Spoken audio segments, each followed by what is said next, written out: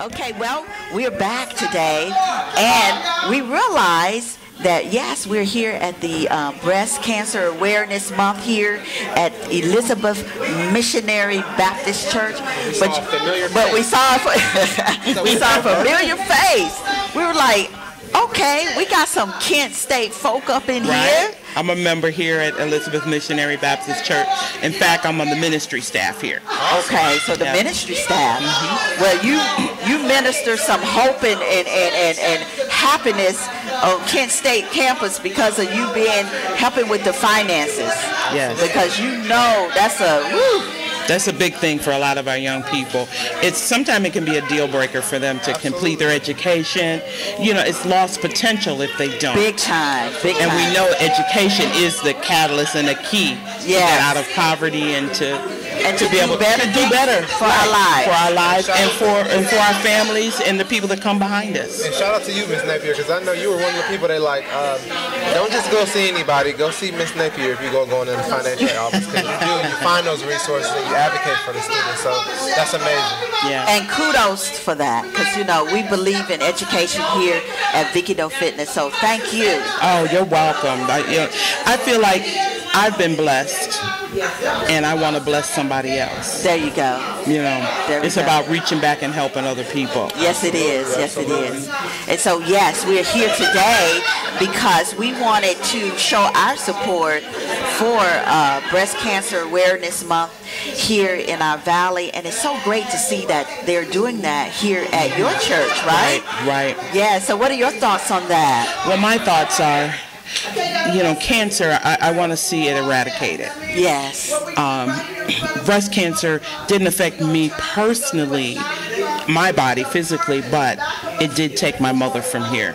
I lost my mother to breast cancer. Okay. She did have remission for a good 10, 12 years, but then it came back. Okay. And when it came back, it was very aggressive. It was very aggressive when it did come back. Okay. Now, the blessing is my mother was in her 80s. Okay. So she did live, when she passed. Get a chance to live. So she did live a long life, and she had a strong faith, and right up until the end, she believed God. Yes. She believed God all the way through the end. And the beauty of it, even through her suffering, she still, if you ask her, how you doing? Oh, I'm just fine, honey. How are you? Isn't that great? She kept, and because of that gives me awareness. Right. You know what I'm saying? So, I do, and I stress, get your mammograms on a regular, consistent basis, because of the history in my family. Myself and my daughter, we both had masses found, but thank God they were not. They were benign. Right. And even my daughter, who is in her 30s, a few years back, she had a huge mass. And of course, because of what had happened with her grandmother, it was plaguing her mind. But thank God, her mass and the mass that I still have right now are benign. And they, because of that, they keep a check on it. Yes. So it's very, very important. One of the things that I find so disturbing in the black community is we often don't want to recognize what's going on in our bodies. Yes. We don't want to know. Right. And often when we don't want to know, it gives that disease an opportunity to progress to the point where they can't do anything about it. I know. So it's very important, especially if there's a history in your family, of any type of cancer, to get it checked out. Absolutely. Get it checked out. Early detection. Right? Early detection. And it doesn't matter how young or how old. Because I even have a little cousin that's had leukemia, and she's lost a limb, and she's only 7 years old. Oh, wow. And so she's, without a leg at this young age. But they did catch it early, so she's still alive. Yes. Yes. Her mom, my cousin, was very diligent in making sure that she keeps up on things, and big time. It's very, very important that we keep our doctor's appointments and that we stay diligent in that area. There's certain things that we have to accept, but there's certain things that we don't. There's certain things that we don't have to accept. There are a lot of things that we can't control. So like you said, wanting to know what's going on in our bodies and loving ourselves enough to take those steps and live those long, happy lives, because sometimes, if you put it off too long, it can be too late. It can be too late. Yes. It's very important. Yes, and when you look at the research stats out there, it says for us, for African American women with our breast cancer, we're not high risk.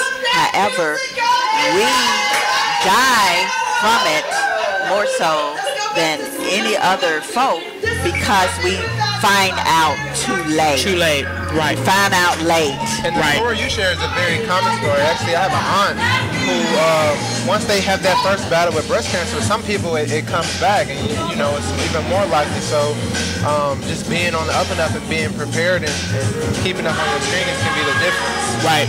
Well, one of the things that I have to say is that in my mother's case, she didn't do what the doctor told her to do either. Okay. That's part of it. Right, okay. You know, and her whole thing was, well, I'm in my 80s, I'm going to do what I want to do anyway. She was a smoker. And she was told to stop. Okay. That full 10 years that she was in remission, she continued to smoke. You know, and I would go over and I'd try to hide the cigarettes. I'd take them from her and everything else. But she had made up in her mind that I'm going to do what I want to do. And a lot of times that's what hurts us. Right. That's what hurts us, because there's no place in Scripture that says we have to die with something. Right. Now, we all do have to leave here. Right. I mean, you know, it's a point that wants to man to die. We have to go. But it doesn't mean we have to go sick. Right. We don't have to die with cancer or any other. Or have diseases that affects our quality of life. Exactly. Right. Exactly. And a lot of that control is within our hands. You know. Yes. She could have stopped. So the doctor told her to stop. She wouldn't do it. Absolutely. Now, God gave her grace for 10 years after that.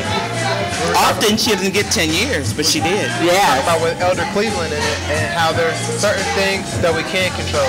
Certain things that we can't control, and it's important for those things we can't to cast that burden off to God. But there are many things like our diet, our exercise, smoking, that we can control. Right. Being screenings, being prepared, catching things early. These are things that we can and should control. Eat what we should eat. Because one of the things, too, I find in the black community, a lot of our communities are food deserts, as we all know. That's a huge problem. Big time. And a lot of times, it's cheaper to eat bad. I mean, I could go to McDonald's and get a hamburger for $1.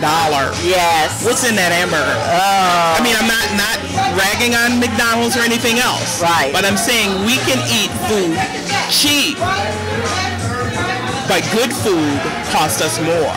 Right. And food deserts are, are a huge problem in our communities. Absolutely. And that's why we were so excited when we met. What was his name? David Little? Yeah. Or Daniel Little. He has a farmer's market. Okay. Right here in our valley. Keep talking, yeah. Right here in our valley. And so we were excited to meet him because the stuff that he brought to us to eat, the fruits and the vegetables, they taste different. Oh my goodness. Very good. Oh yeah. Growing up, many of us in my age bracket, or so, our parents, and that's probably one of the reasons why my mother lived as long as she did. She really did. Despite all of the things that she was doing to her body, she grew her own vegetables. We always had a garden. Yes. We grew our own vegetables on our own plot of land. And so all summer long. And then she would can the food. So we ate healthy food. Yes. Food grown from the ground. The ground, yes. And not everything with all these additives and all this stuff. Anytime I'm at the point now, if I pick up something and I'm looking at this water should only say water. If there's anything else, they do have some water that there's added. Now, why do you add water, anything to water? So if I pick up something and I can't pronounce it, right, I'm putting it down. That's it. Because I'm like, what am I putting in my body? One of the things, I was recently diagnosed as, diabetic. Okay. So I have to watch what I eat, and I'm trying to lose weight and everything else and trying to eat healthier, etc. But one of the things that is a big problem in the community is that the things that they have for, you know, non-sugar additive types of things are worse for our bodies than the sugar. Yeah. And a lot of people don't realize that. Right. Once I found out that the byproduct that's in Splenda and some of these other it's things, terrible. It's terrible. it's actually the byproduct of pesticides. Yes. We are putting byproducts of pesticides used to kill bugs. And some in our bodies. some of them have chlorine. That too. That too. So when people ask us, you know, we go out in the community, when people ask us about artificial sweeteners and stuff, no. Get the real deal. You can find, once your taste buds change and you start eating healthy, just biting into a nice farm-grown peach or some of the fruits, they're sweet. Right, they are. There's natural sugars. Those natural sugars. Natural and it has the fiber and all that stuff. Good carbs. For you. So we are a firm believer in getting the real deal. What they say, the real deal, right? Right, exactly. You know, there's plenty of other things that you can do. You know, even if you are going to use sugar, you just use it in moderation. And use whole sugars, not the corn syrup and things like that have been, you know, manually manipulated. And even when you talk about, we can go get a McDouble or a hamburger for $1. It's like, is that really what we want to eat? I mean, fruits and vegetables, that's value, and these are our bodies. Like, do we want to add value to our body, or do we want to add $1 burger to our body?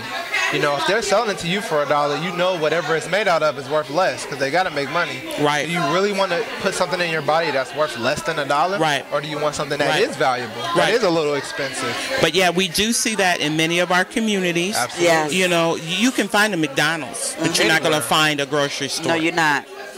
You have to, you know, and it kind of puts some people at a disadvantage. Yes. Because, you know, accessibility. I'm blessed to have a vehicle. Right. I can travel to the suburbs to purchase food. Some people can't. They can't. And so then what are they doing? Eating $1 burger. Right. And feeding their children $1 burger. Then we tell them, oh, you need to watch what you eat. You need to do this and that and the other. But it's all about accessibility. And that's why we try to help with programs that, you know, think about these things. I think they're starting to, the mayor, he's supposed to be doing some type of program where they're addressing the food desert issues here in our valley. Yeah. So we definitely want to talk with him and see, you know, what they're doing. But yeah, they're trying to do some type of initiative for that because that's big time here. It, you know, here in the valley as well. I mean, almost everywhere you can go, almost any big city. I'm originally from the Detroit area. Okay. You know, and so I grew up seeing food deserts. You know, I saw it even back then. Not as much as you do now. Right. You know, they give various different reasons why they don't do that. Yeah, and we won't go into that. Right. Try to say crime, et cetera, but we won't even go into that. Right. You know, and I'm not even going to start talking about conspiracy theories either. Right. We're not going to go down that rabbit trail, but nevertheless, you know, we have to take the initiatives on our own. Yes, we do. Yes, we do. We have to be proactive and an advocate for our health. Right. And so kudos to you. We thank you for coming and talking. We enjoyed you're welcome. you. Yes, thank you. Thank you for having me. Thank you.